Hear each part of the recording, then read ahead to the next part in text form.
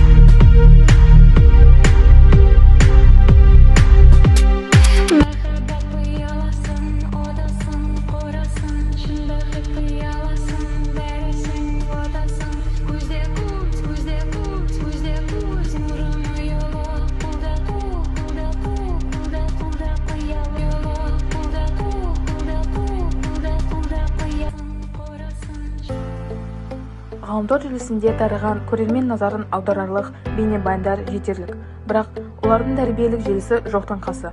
Ал жастар еліктеуден қалыспауда.